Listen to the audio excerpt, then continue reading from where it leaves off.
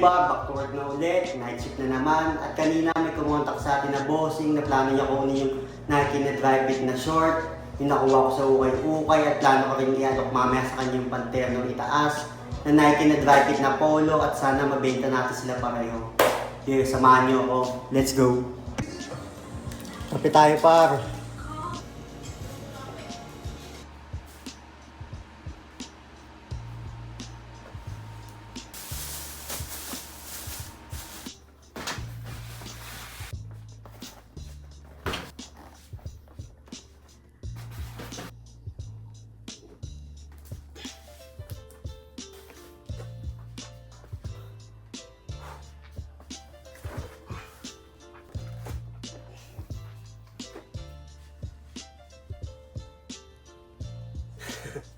Buta.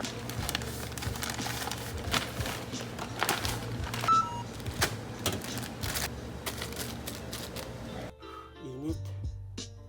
Time check par. 22:60 na ng gabi. Alas 10. At mukhang hindi matutuloy yung meetup namin ni Bossing. Sayang. Akala ko mabibenta ko na yung dry fit na Nike na shirt. Pero okay lang. Ganun talaga. Madaming araw pa naman.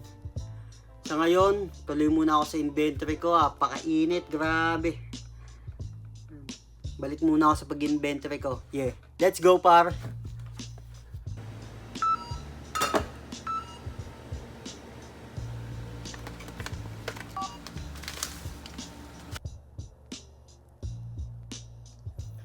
Tapos din mag-inventory par.